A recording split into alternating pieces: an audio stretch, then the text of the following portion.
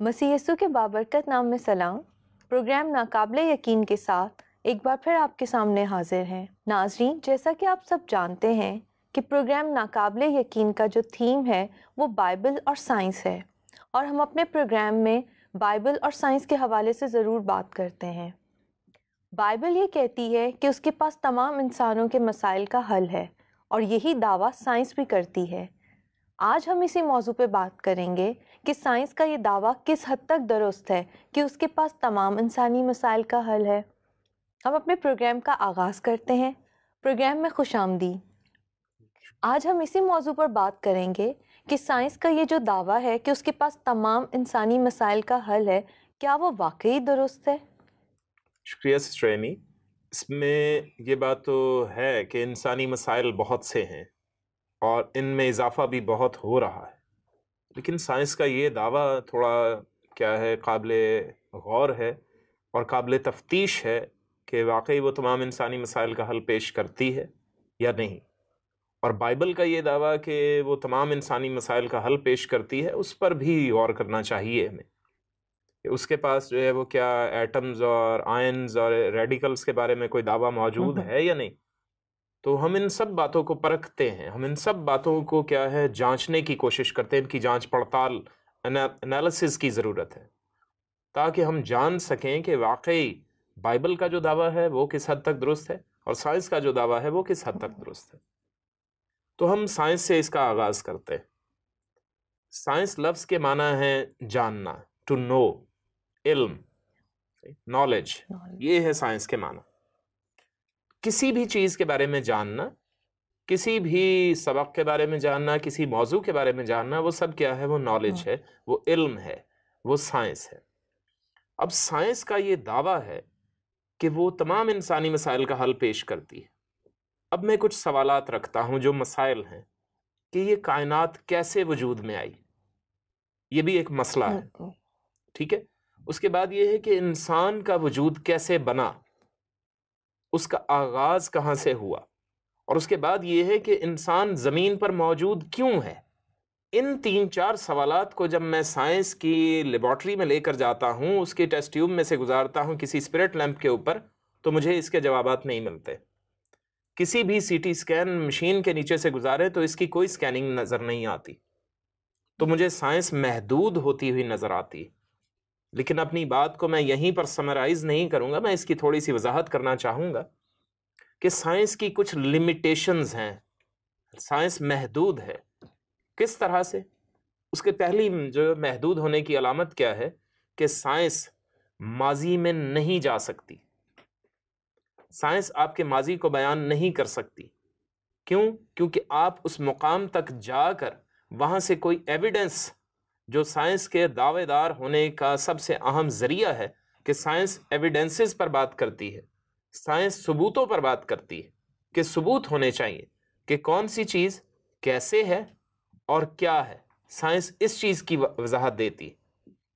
इसलिए जब वो माजी की बात की जाए कि दुनिया ऐसे बनी, तो फिर साइंस क्या है, महदूद हो जाती है, क्योंकि वहां जाकर वहां से हमें वो माजी का कोई सबूत लाकर नहीं दे सकती।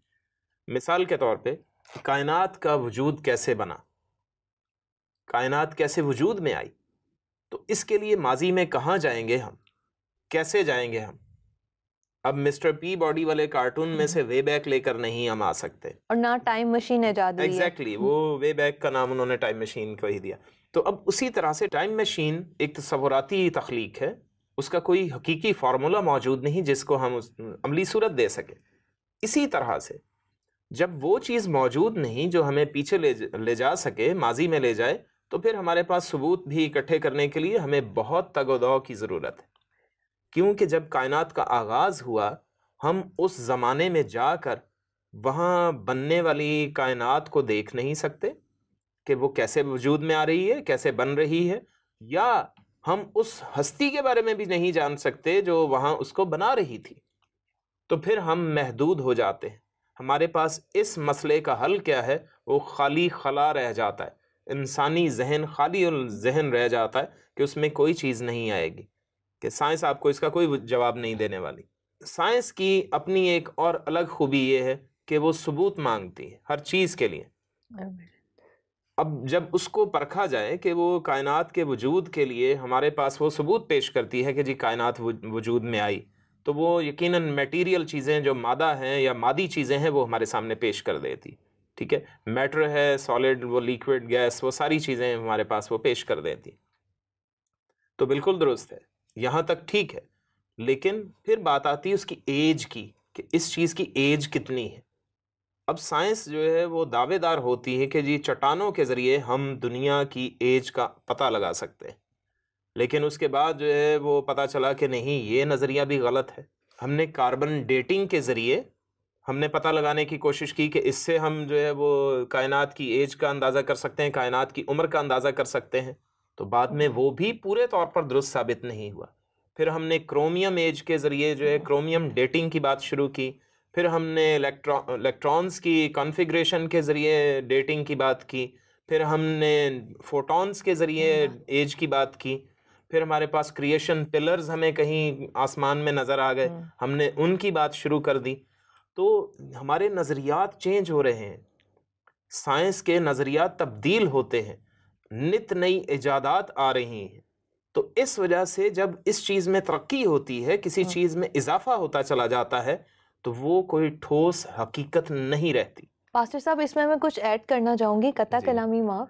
ابھی جیسے ہم آج کل کی دنیا میں دیکھتے ہیں، ایک دن تحقیق آتی ہے کہ گھی جو ہے وہ صحت کے لیے اچھا نہیں ہے، اب سائنٹسٹ کہہ رہے ہیں کہ گھی زیادہ اچھا ہے، آئل جو ہے وہ اچھا نہیں ہے۔ تو سائنس جو ہے اپنے نظریات کو، اپنی ریسرچ کو سائنٹسٹ بار بار چینج کر دیتے ہیں۔ ایک دن وہ کہتے ہیں ایک چیز صحت کے لیے اچھی ہے، وہ آپ کھائیں، کچھ دن بعد نئی ریسرچ آ جاتی ہے اور وہ کہتے ہیں یہ اچھی نہیں ہے۔ تو اس طرح سے ہم کہہ سکتے ہیں کہ سائنس کا جو یہ دعویٰ ہے یہ کسی حد تک درست نہیں ہے۔ بالکل درست، بالکل درست۔ میں اسی طرح سے کہا کہ دیکھیں، وہ ہمارے پاس 13 ایسی تھیوریز ہیں، ایسے نظریات ہیں جو کائنات کی تخلیق کے بارے میں پیش کیے جاتے ہیں، جن میں سے بگ بینگ ایک تھیوری ہے، ٹھیک ہے، ایک سٹنگ تھیوری ہے، ایک آسیلیشن تھیوری ہے، اور بہت سی تھیوریز ہیں، آپ انٹرنیٹ پر ان کو سب سرچ کر سکتے ہیں، لیکن ان سب میں کوئی بھی درست نہیں مانی جاتی۔ کچھ سائنٹسٹ ایک کو درست مانتے ہیں تو باقی 12 کی نفی کرتے ہیں، کچھ جو ہے وہ دوسری کو درست مانتے ہیں تو بقیہ 12 کی نفی ہو جاتی۔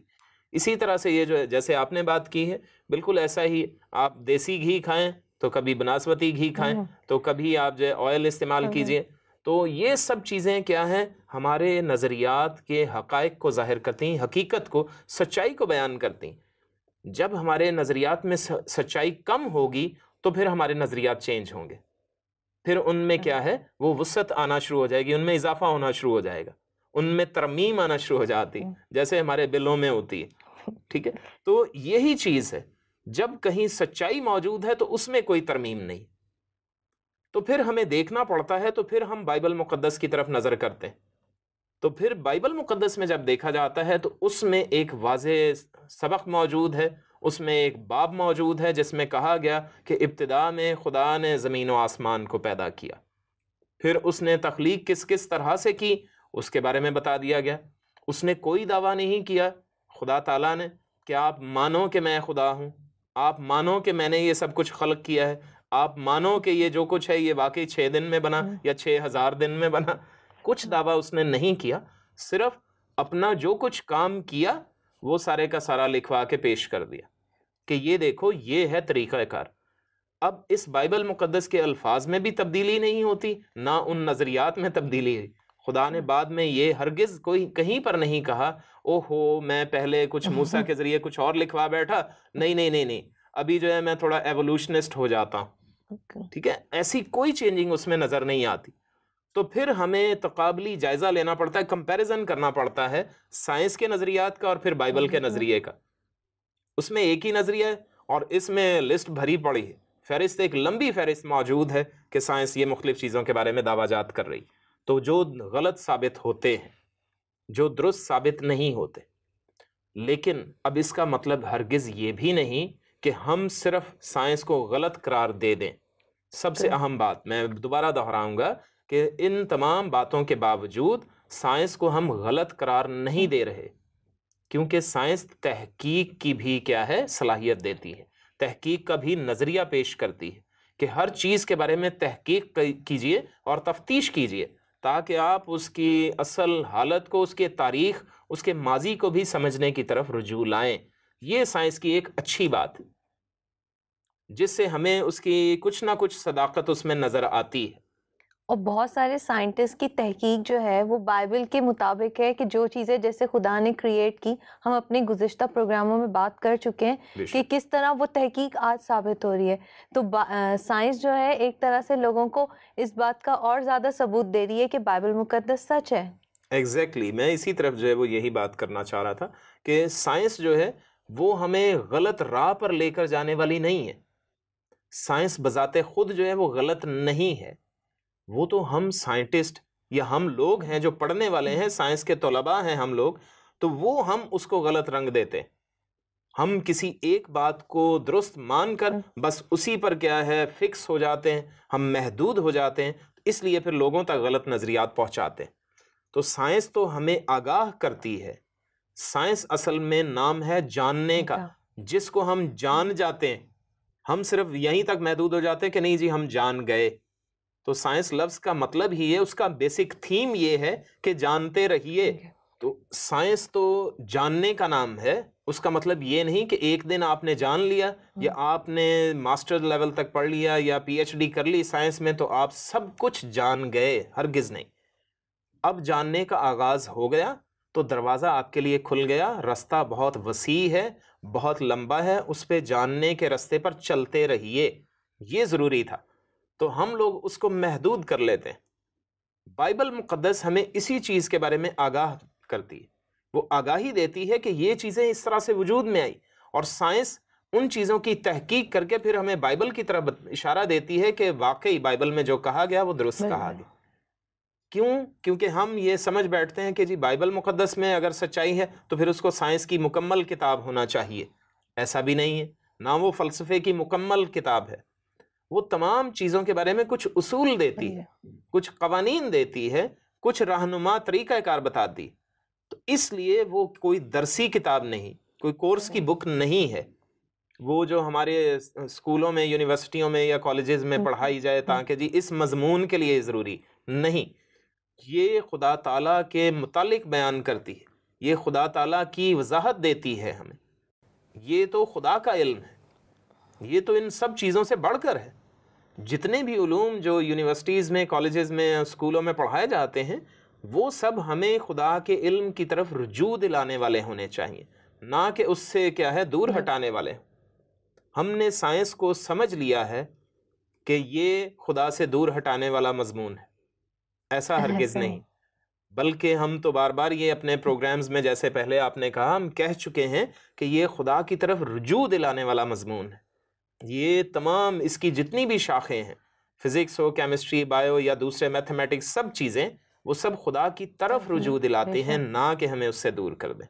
تو یہ سب سے اہم بات تھی جس کا جاننا انتہائی ضروری تھا، کہ خدا ہمیں کبھی بھی وہ اس طرح سے نہیں کہتا کہ آپ ایک جگہ پر ٹھہر جاؤ، وہ تو ہمیں آگے ترقی دینا چاہتا ہے کہ ہم ترقی کریں، اور اس ترقی کے لیے سائنس کا ایک مضمون جو ہے وہ ہماری سمجھ میں آ گیا ہے، اس کو ہم درست طور پر اگر استعمال کریں تو پھر بہتر ہے۔ جیسے کہ کچھ صدیوں قبل ہم ہوائی جہازوں کے بارے میں نہیں جانتے تھے، ٹرینز کے بارے میں، کاروں کے بارے میں کچھ نہیں جانتے تھے، لیکن ترقی ہوئی تو گاڑیاں آ گئیں، بائسیکل آئے، موٹر سائیکلز آ گئیں، ہوائی جہاز بھی آ گئے، صحیح ہے، اور اب ہیلی کاپٹرز اور بہت سی چیزیں آ چکی ہیں، ہم سپیس میں سفر کر رہے ہیں۔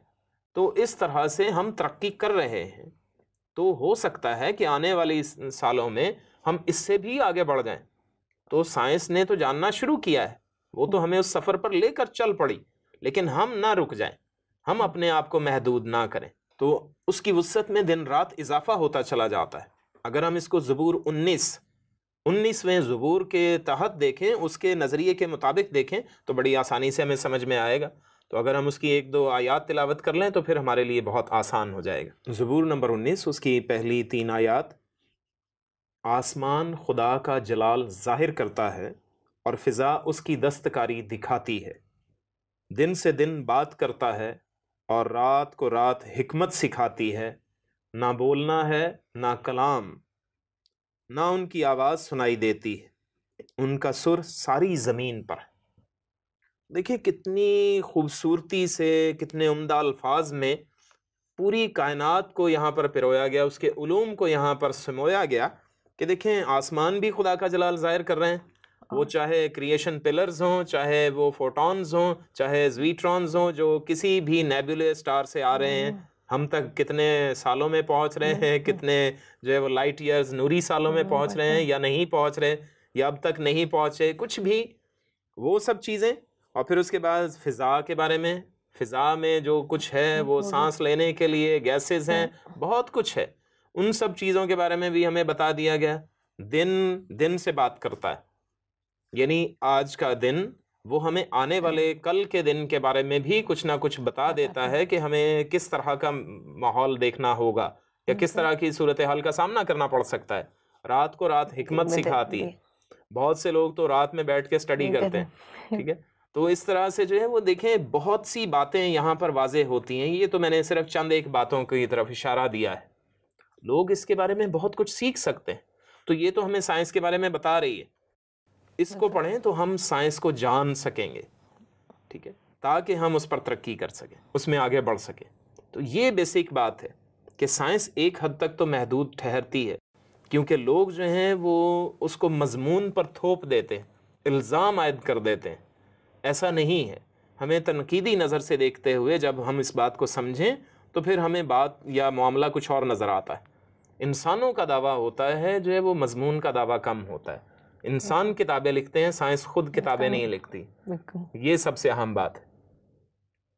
تو یہ چیز جو ہے وہ اب اگر ہم اس کو دوسرے طرح سے دیکھیں، ہم انسانی مسائل کے بارے میں میڈیکل کے مسائل دیکھیں تو بہت سے میڈیکل کے مسائل جو ہے وہ سائنس حل کرتی نظر آ رہی ہے، تو ہمیں اس بات سے خوش ہونا چاہیے.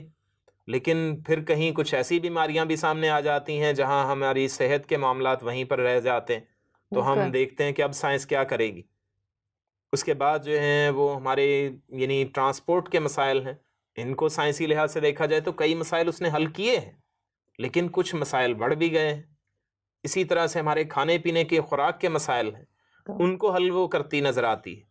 یعنی بہتر طریقے سے فصلیں اگا رہے ہیں لوگ، اور زیادہ تھوڑی مقدار میں اگر زمین ہے تو اس پر زیادہ فصل پیدا کر لی جاتی ہے، تو وہ بھی سائنس کے باعث ہے. تو سائنس جو ہے وہ ہمیں اچھے کام فراہم کرتی ہے، لیکن اب اس کا غلط استعمال بھی نظر آتا ہے کہ سائنس سے ہم ہتھیار بھی بناتے ہیں. بالکل، سائنس سے ہم جو ہے ایٹم بم اور جو ہے وہ نیوٹرون بم وغیرہ بھی بنا رہے ہیں، تو اس سے بہت بڑے مسائل پیدا ہوتے ہیں. لیکن ہم لوگ بناتے ہیں، ہم انسان یہ سب کام کرتے ہیں. سائنس خود بخود تو سب کچھ نہیں کر رہی ہے. سائنس کی کتاب اٹھ کے تو کوئی لیبارٹری نہیں کھول دیتی ہے. ہم نے روبوٹس بھی بنا لیے ہیں، شادیاں کرنے کے لیے بھی ایون کے. تو اس کے لیے کون ذمہ دار ٹھہرتا ہے؟ انسان خود. ہم اپنی ذمہ داری قبول نہیں کرتے، اور اس کا بھی خدا تعالیٰ نے پہلے سے مسئلہ بتایا. بائبل مقدس اس کے بارے میں بھی بتاتی ہے. کہاں پر؟ باغ عدن میں، جب آدم اور حوا ان دونوں کے گناہ خدا تعالیٰ نے ان پر ظاہر کیا. آدم نے اپنی ذمہ داری قبول نہیں کی. اس نے کہا کہ جو عورت تو نے میرے ساتھ کی اس نے مجھے بہکا کر یہ پھل کھلایا. تو اپنی ذمہ داری نظر نہیں آ رہی وہاں پر کہ ہم اپنی ذمہ داری قبول کریں. ہم اپنی ذمہ داری کو نہیں سمجھ رہے ہوتے، اور ہم جو وہ کتابوں پر، سائنس پر یہ کیا ہے وہ ساری ذمہ داری عائد کر دیتے. یہ انسانی صرف ہے کہ دوسرے پہ، ہاں بالکل، دوسرے پہ الزام ڈال دینا، سارا بلیم دوسرے پہ ڈال دینا. جی بالکل.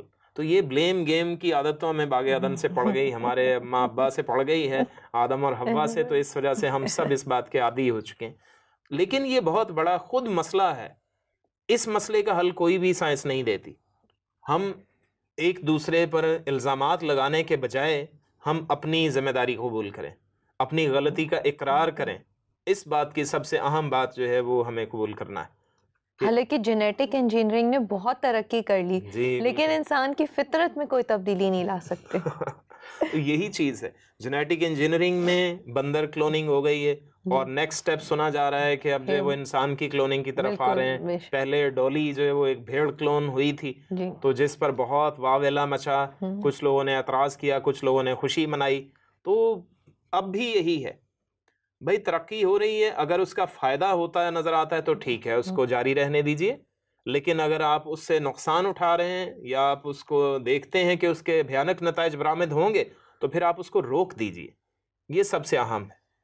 یعنی ایک برائی کو روکنے کے لیے آپ دوسرا برا کام مت کیجئے. یہ سب سے اہم اخلاقی سبق ہے ہمارے لیے، جو ہمارے لیے ایک رہنما اصول ہوتا ہے جو بائبل مقدس بتاتی. یعنی بچے کو غلط شرارت سے روکنے کے لیے اگر ہم شدید غصے کا اظہار کرتے ہیں، اس کو مار پیٹ کرتے ہیں، تو ہم اس کی غلط حرکت کو روکنے کے لیے ہم خود بھی تو غلط حرکت کر رہے ہیں. بالکل. تو یہ چیز سوچنے والی. اگر ہم اس کو نہیں سوچتے تو اسی طرح سے ہمارے مسائل بڑھتے چلے جائیں گے اور سائنس کے پاس ان مسائل کا حل نہیں رہے گا، اور سائنس کبھی بھی ہمارے ان مسائل کا حل نہیں دے گی. لیکن خدا کے ہم شکر گزار ہوتے ہیں کہ بائبل مقدس جو ہے وہ ہمیں ان تمام مسائل کا حل دیتی. میں نے اس کو سائنسی لحاظ سے بھی بتایا، میں اس کو معاشرتی لیول پر بھی لے کر آیا. اب میں ذاتی حوالے سے بھی بتاتا کہ انسان کو خدا تعالیٰ یہ کہتا ہے کہ تو توبہ کر، تیرا دل میری طرف راغب ہو. جب دل راغب ہوتا ہے تو یسوع مسیح نے بات بہت بڑی کی. انہوں نے یہ فرمایا، کیونکہ وہ خدا تعالیٰ کا بیٹا ہے، وہ جو بات کہتا ہے وہ سچ ہے، حقیقت پر مبنی ہے، کہ انسان کا دل تمام برائیوں کی اماج گاہ ہے.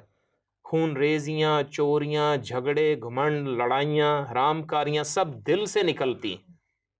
کھانے انسان کو گنہگار نہیں کرتے، چاہے کسی قسم کا بھی ہو، کیونکہ وہ انسان کے دل سے، انسان کے سرکولیٹری سسٹم سے ان کا کوئی تعلق نہیں.